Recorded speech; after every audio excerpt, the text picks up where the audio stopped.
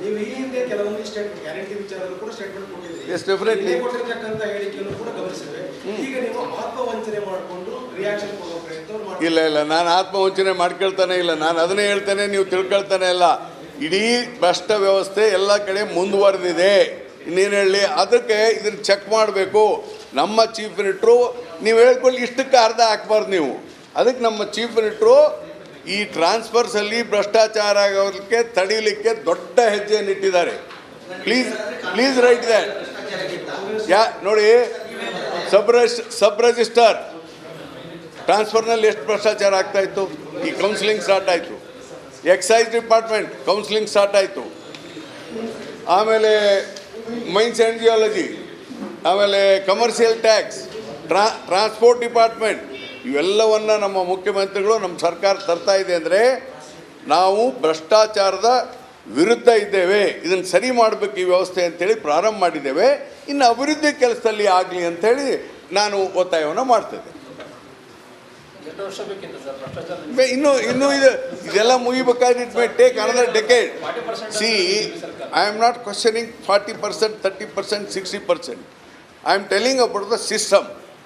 ಭ್ರಷ್ಟಾಚಾರ ಈ ವಿಧಾನಸೌಧ ನೋಡಿ, ಈ ವಿಧಾನಸೌಧ ಕಟ್ಟಿದ್ರಲ್ಲ ಕೆಂಗಲ್ ಹನುಮಂತನವರು, ಪಾಪ ಅಂತ ದೊಡ್ಡ ಮನುಷ್ಯ, ಅವ್ರ ಮೇಲೆ ಆಪಾದನೆ ಬಂತು. ನಿಜಲಿಂಗಪ್ಪನಂತ ದೊಡ್ಡ ಮನುಷ್ಯ, ಅವ್ರ ಮೇಲೆ ಆಪಾದನೆ ಬಂತು. ಆಪಾದನೆಗಳಕ್ಕಿಂತ ನಾವು ಸೆಲ್ಫ್ ರಿಯಲೈಸೇಷನ್, ನಮ್ಮ ಆತ್ಮಾವಲೋಕನ ನಾವೇ ಮಾಡ್ಕೊಳ್ಬೇಕಂತ ಪರಿಸ್ಥಿತಿ, ಆತ್ಮಾವಲೋಕನ ಮಾಡ್ಕೋಬೇಕಂತ ಪರಿಸ್ಥಿತಿ ಬಂದಿದೆ. ನಾನು ಅದಕ್ಕೆ ಅದನ್ನೇ ನಾನು ಹೇಳೋದು. ಇವತ್ತಿಗೆ ನಾನು ಹೇಳೋದು,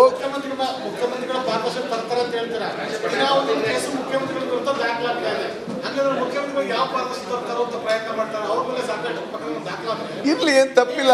ಅಪಾದನೆ ನೋಡಿ, ಅಪಾದನೆಗಳು ಬರೋದು ಸಹಜ. ಅದು ಎನ್ಕ್ವೈರಿ ಆಗಲಿ.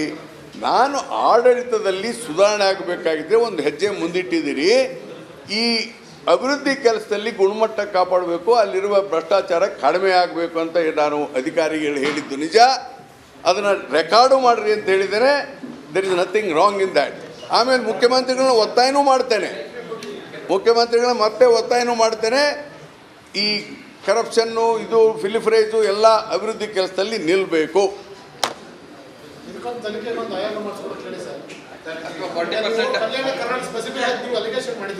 ಕಲ್ಯಾಣ ಕರ್ನಾಟಕದ ಬಹುತೇಕ ಕಾಮಗಾರಿಗಳು ಕಳಪೆಯಿಂದ ಕೂಡಿವೆ ಅಂತ ತಪ್ಪೇನಿಲ್ಲ. ನಾನು ಬೋರ್ಡ್ ಮೀಟಿಂಗಲ್ಲಿ ನೋಡಿ, ನೀವು ಬೋರ್ಡ್ ಮೀಟಿಂಗಲ್ಲೂ ಹೇಳಿದ್ದೇನೆ, ಮಾಡಿದ್ದಾರೆ, ಮಾಡ್ತಾನೂ ಇದ್ದಾರೆ. ಈ ಒಂದೊಂದೇ ಸುಧಾರಣೆ ಆಗ್ತಾ ಇದೆ. ಹಿಂದಿನ ಸರ್ಕಾರದಲ್ಲಿ ಆಗಿದ್ದಾವೆ, ಅವೆಲ್ಲ ಮುಂದುವರಿಬಾರ್ದು ಅಂಥೇಳಿ ಹೇಳಿದ್ದೇನೆ. ಎನ್ಕ್ವೈರಿನೂ ಮಾಡಿಸ್ತೇವೆ, ಎಲ್ಲೆಲ್ಲಿ ಆಗಿದೆ ಎನ್ಕ್ವೈರಿ ಮಾಡಿಸಿ ತಪ್ಪಿಸಿದ ಮೇಲೆ ಕ್ರಮ ತೆಗೆದುಕೊಳ್ಳಲಿಕ್ಕೆ ಹೇಳ್ತೇನೆ. ಸರ್, ನೀವು ಈ ಹಿಂದೆ ಹೇಳಿದ ಒಂದು ಸ್ಟೇಟ್ಮೆಂಟ್ಗೆ ಪೂರಕವಾಗಿ ನಿನ್ನೆ ಡಿ ಸುಧಾಕರ್ ಅವರು ಒಂದು ಸ್ಟೇಟ್ಮೆಂಟ್ ಮಾಡಿದ್ದಾರೆ. ಗ್ಯಾರಂಟಿ ಯೋಜನೆಗಳಿಂದ ಆರ್ಥಿಕ ವ್ಯವಸ್ಥೆ ಅವ್ಯವಸ್ಥೆ ಆಗಿತ್ತು, ಹಾಗಾಗಿ ಸರ್ಕಾರ ಟೇಕಪ್ ಆಗ್ಲಿಕ್ಕೆ ತಡ ಆಗಿತ್ತು, ಈಗ ಟೇಕಪ್ ಆಗ್ತಾ ಇದೆ ಅಂತ ಹೇಳಿದ್ದಾರೆ. ನಿಮ್ಮ ಕಣ್ಣಿಗೂ ಹಾಗೆ ಕಾಣ್ತಾ ಇದೆ, ಸರ್ಕಾರ ಈಗ ಟೇಕಪ್ ಆಗ್ತಾ ಇದೆ? ಹಾಗೇನಿಲ್ಲ. ನೋಡಿ, ಪ್ರಾರಂಭದ ಹಂತದಲ್ಲಿ ಮತ್ತೆ ನೀವು ತಪ್ಪಾಗಿ ಬರಿಬೇಡ್ರಿ ನಾ ಹೇಳೋದನ್ನು. ಪ್ರಾರಂಭದ ವರ್ಷದಲ್ಲಿ ಸಡನ್ನಾಗಿ 52,000 crores ಪ್ರಾರಂಭದ ವರ್ಷದಲ್ಲಿ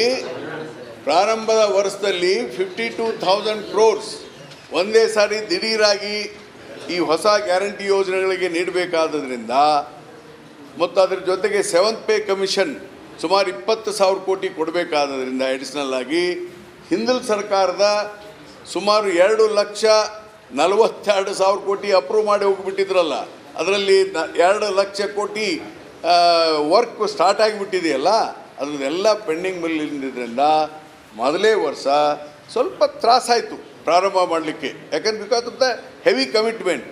ನೋಡಿ, ಸೆಕೆಂಡ್ ಇಯರಿಂದ ನಮ್ಮದು ಕ್ಯಾಪಿಟಲ್ ಎಕ್ಸ್ಪೆಂಡಿಚರ್ ಜಾಸ್ತಿ ಆಯಿತು. ಈಗ ನೋಡಿ, ಥರ್ಡ್ ಇಯರ್ ಈಗೇನು ಕೊಟ್ಟಿದ್ದೇವಲ್ಲ 84,000 ನಾವು ಕ್ಯಾಪಿಟಲ್ ಎಕ್ಸ್ಪೆಂಡಿಚರ್ ಮಾಡ್ತಾಯಿದ್ದೇವೆ.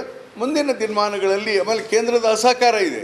ಹೀಗಾಗಿ ಮುಂದಿನ ವರ್ಷಗಳಲ್ಲಿ ನಾವು ಹೆಚ್ಚು ಅಭಿವೃದ್ಧಿ ಕೆಲಸ ಮಾಡಲಿಕ್ಕೆ ಸಾಧ್ಯ ಆಗ್ತದೆ ಅನ್ನೋಂಥ ಮಾತನ್ನು ನಾನು ಹೇಳಲಿಕ್ಕೆ ಇಚ್ಛೆಪಡ್ತೀನಿ.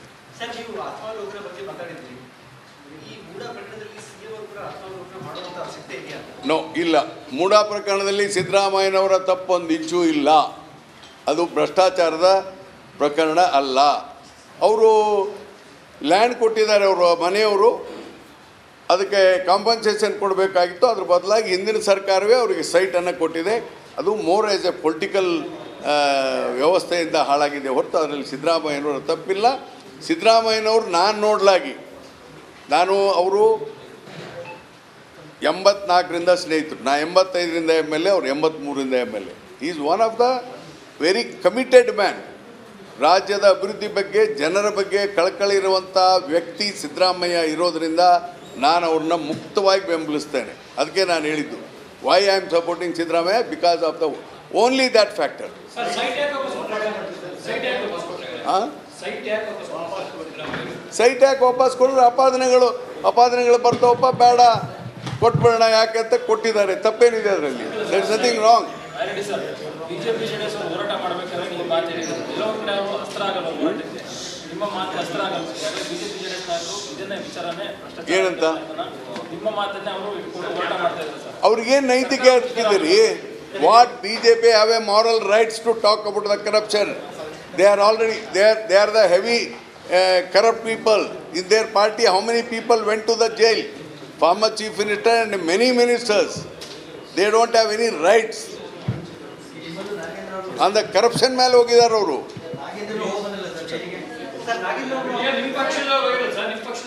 ನೋಡಿ ನಾಗೇಂದ್ರ ಮೇಲೆ ಎಲಿಗೇಷನ್ ಆಗಿ ಅರೆಸ್ಟ್ ಆಗಿದ್ದಾರೆ ಹೊರತು ಕರಪ್ಷನ್ ಚಾರ್ಜ್ ಅಲ್ಲ. ಏನು ಬ್ಯಾಕಲ್ಲಿ I want to make it very clear. Nagendra ಅವ್ರ ಮೇಲೆ ನಿಗಮದ ಹಣವನ್ನು ಡ್ರಾ ಮಾಡಿದ್ದಾರೆ. ನಿಗಮದ ಹಣ ಡ್ರಾ ಮಾಡಲಿಕ್ಕೆ ಅವ್ರೇನು ಸಂಬಂಧ ಇಲ್ಲ. ಈಗ ಅವ್ರ ಮೇಲೆ ಎಲಿಗೇಷನ್ ಆಗಿದೆ, ಅದು ಎನ್ಕ್ವೈರಿ ಆಗಲಿ. ನೀವು CM ಎಷ್ಟು ಪಾರದರ್ಶಕವಾಗಿದ್ದಾರೆ, ಭ್ರಷ್ಟಾಚಾರ ರಹಿತವಾಗಿದ್ದಾರೆ ಅಂತ ಹೇಳ್ತಾ ಇದ್ದೀರಿ. ಬಟ್ ಇವತ್ತು CM ವಿರುದ್ಧ ರಾಜ್ಯಪಾಲರಿಗೆ ಇನ್ನೊಂದು ಕಂಪ್ಲೇಂಟ್ ಹೋಗಿ ಮಾಡ್ತಾರೆ. ಏನು ಮಾಡೋಕ್ಕಾಗುತ್ತೆ?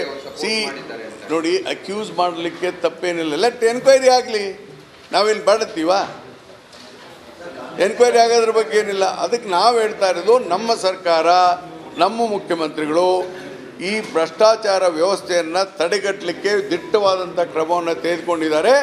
ಇದು ಮುಂದುವರಿಬೇಕು. ಸರ್ಕಾರ ಬಂದು 2 ವರ್ಷ ಆಯ್ತು, ಯಾವ ಇಲಾಖೆಯಲ್ಲಿ ಎಲ್ಲೂ ಕೂಡ ಭ್ರಷ್ಟಾಚಾರ ಆಗಿಲ್ಲ ಅಂತ ಹೇಳ್ತಿದ್ದಾರೆ. ನೋಡಿ ನಾನು ನಿಮಗೆ ಜನರಲ್ಲಾಗಿ ನಾನು ಒಂದೇ ಸಲ ಹೇಳ್ತಾ ಇದ್ದೀನಿ, ಇವತ್ತಿನ ಆಡಳಿತದ ವ್ಯವಸ್ಥೆಯಲ್ಲಿ ನಾವು ಕರಪ್ಷನ್ ಇಲ್ಲ, ಇದು ಭಾರಿ ಇದಿದ್ದೇವೆ ಅಂತ ಹೇಳಲಿಕ್ಕೆ ಸಾಧ್ಯವಿಲ್ಲದಂಥ ಪರಿಸ್ಥಿತಿ ನಿರ್ಮಾಣವಾಗಿದೆ. ಇದು ಸರಿಯಾಗಬೇಕು. ಅದಕ್ಕೆ ಮೊದಲನೇ ಹಂತದ ಕಾರ್ಯಕ್ರಮ ಪ್ರಾರಂಭ ಆಗಿದೆ, ಇನ್ನು 2ನೇ ಹಂತದ ಕಾರ್ಯಕ್ರಮ ಪ್ರಾರಂಭ ಆಗಬೇಕು. ಅದಕ್ಕೆ ನಾನು only confine to Kalyana Karnataka. ನಮ್ಮಲ್ಲಿ ಸಾಕಷ್ಟು ಕಳಪೆ ಕೆಲಸಗಳಾಗ್ತಾ ಇದೆ.